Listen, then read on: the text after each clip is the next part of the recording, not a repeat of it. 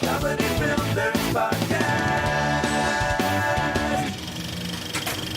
Now let's talk about The Dark Tower. This is Stephen King's apparently Narnia story, where a little boy hears, I'm having dreams and about this other world. And Idris Elba plays the gunslinger. And as you pointed out, Dave, amazing ability to reload his guns. It's worth watching just the trailer. I don't know about the whole movie. Just for the reload. But there are 3 or 4 of them that are mind-blowing. They're the greatest gun loads I've ever seen.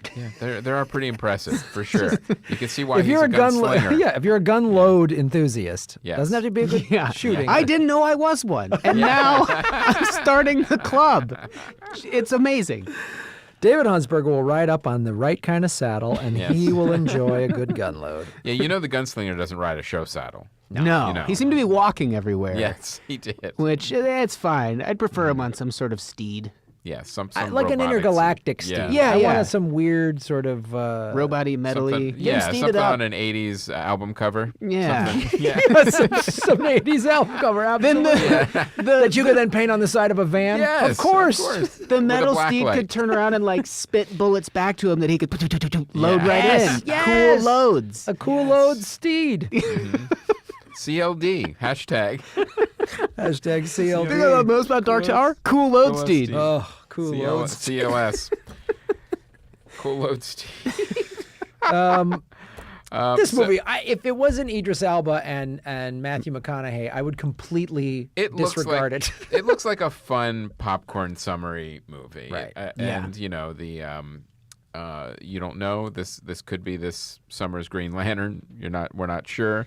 It could be, but I'll tell you, it's one of those movies. This summer's Jupiter Ascending is what Yes, it could possibly it could be be. as well. It could be. Did you ever see any of Jupiter Ascending? R.I.P.D. Oh, come on. I watched some of it in a hotel room. It was really entertaining. No. Yeah. Where were you on the road? How I bored were came- you on the road? Pretty bored. And I came in midway through the movie, so I had to piece it together. I think I get what's going on. Yeah. But I was it's one of those things where I was just changing, doing stuff on the computer, had it on in the background, and found myself sitting on the bed watching parts of it. This is pretty interesting. Channing Tatum with eyeliner and a jazz beard? I'm in. It's really weird and silly and imaginative. And So I'm you surprised- think this could be that? I do. Well, this didn't look that. This seemed like stuff we've seen before, right? Yes. There's a lot when you're watching, you're like, It felt kind of pieced together, it's even pieced together from other Stephen King stories. yeah. It felt like that, but I think it's one of those movies that you're either going to give a pass to or you're not. It's you're either going to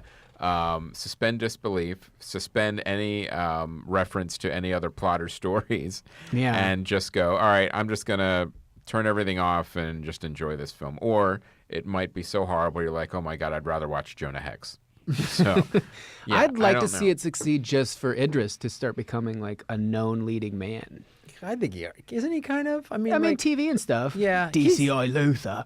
But I'd like to see him be a leading he's great. Hollywood. He is great. He should be. He's great in Pacific Rim, too. Yeah, you're right. I mean, I would love to see him as just put a franchise on his shoulders and go because right. he is great to This watch. might be it. This might be it. But so this movie, I'm willing to suspend disbelief, and I'll go see it. Aaron? So Yeah, there's 7 books in the series, so I'm just curious how much is in this movie. You know, if they jam too much in. Oh, I hope they or they take out too much, or they. Yeah. They just highlight the gun loading in this one a lot. Yeah. Really get you hooked. because that's the kind of thing too, where if there's 7 books, there has to be now at least 8 movies, because the last one you always have to split up into 2 or 3. But maybe they've learned their lesson on that. No. And is anything The lesson gonna- they learned is double up the doing money. it, yeah. Yeah. It's worked. Have you read these books, Aaron? Wait, no, that's not true. Because the what's the one that got the second part ended up going to Netflix?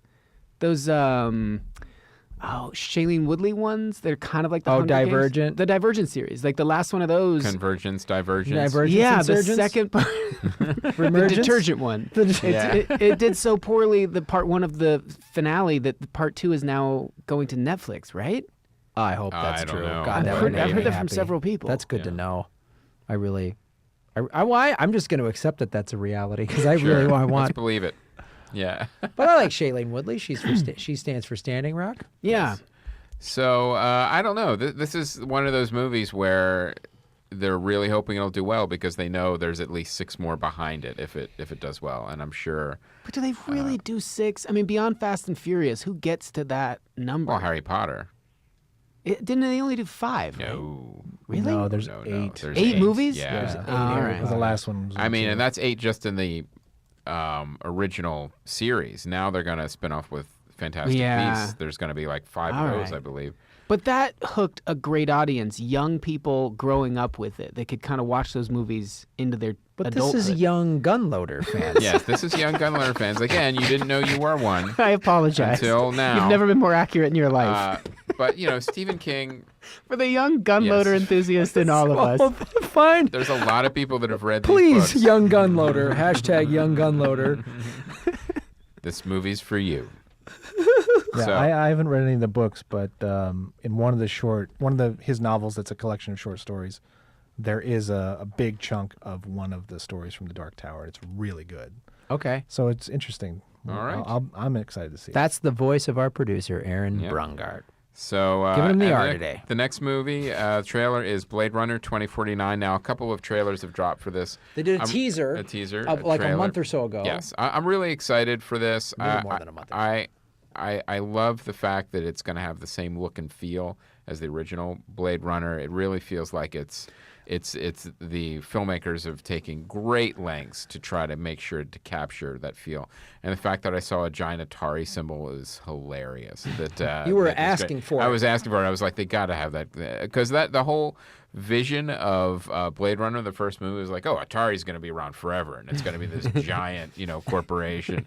And then the fact that it's here again in this movie, I was like, yes, this is like pure fan service, and I was eating it up. This is great. The thing, and we all asked this question because we've talked about it before in this show. So the original one basically alludes to or flat out says that Deckard was a replicant. Yes. Mhm. So in this trailer, we have an older Harrison Ford. So Yes. did Deckard age, the replicant age, or honestly, Special type of replicant that ages, or Yeah, why is it- I mean, that's such a bizarre thing to do. how are they going to explain that? Yeah. right? But I feel like their explanation is going to be awesome because I love Ridley Scott as the EP and Denis Villeneuve directing this, and I think it looks. And Ryan Gosling looks great in it Ryan too. Gosling looks great in it, and all this new extended trailer, like, there's a lot of it looks like there might be some sort of replicant war on the humans kind Yep. of thing. Does that entice you that much, though? Human versus robot kind of. Who's going to win? Whose planet is this? It's interesting- Your time has come, you biological idiots. It's our time now. In the Blade Runner universe, it's so different and interesting. I'm going to be on board with it now. Okay. Or it could be something as simple as just another kind of noir criminal detective story. Yeah. That'd be I kinda wonder cool, if it's too. that because you bring up a good point, David, which is, are they going to, and they hint at it a little bit, are they just going to kind of go into this AI morality Yeah. that we've set in Ex Machina? We've seen it in AI in In Westworld. Westworld. Westworld. Westworld, which is really cool. I just finished watching season 1 of Westworld on HBO Go. But yeah, is it going to just fall into that? And if it does, then that's the one concern I think I would have is if it does that, then I go, oh, then it's not Blade Runner because the way Blade Runner, It's sci-fi noir. it's sci-fi noir that dealt with that a little, but basically It was still a detective it was story. still a detective story. It was still. What I was getting, the pieces that I liked in this were this creep sort of god character, Jared Leto, who's creating the replicants. He can't build them fast enough, and there's a need for them. And then you have kind of your new detective, the noir guy, being Ryan Gosling.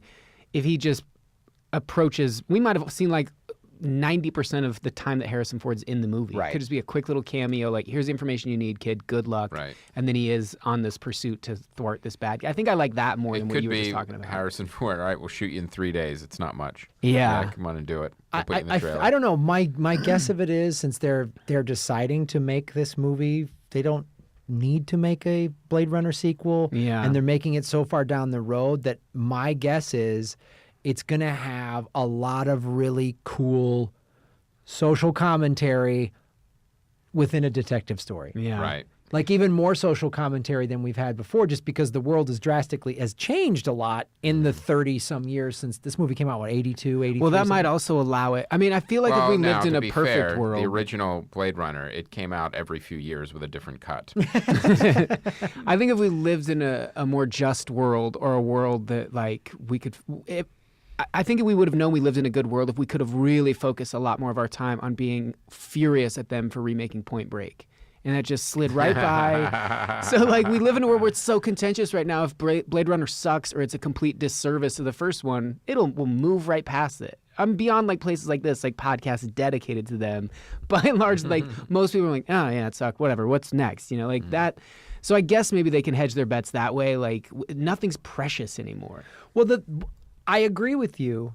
I feel like though, because of Ridley Scott and Denis Villeneuve as the director, I feel like they're not just doing some Cash grab. Point Break thing. Like they sat down and went, if we're gonna do this, Ridley Scott went, we got to do it the right way, and we're gonna service the fans and make an amazing fucking. And I need to get this done before I'm 80. Is the other thing. But 2049 is so close, and we're currently living in a starting version of the future that people tend to predict, with a little bit more AI and automation here and there.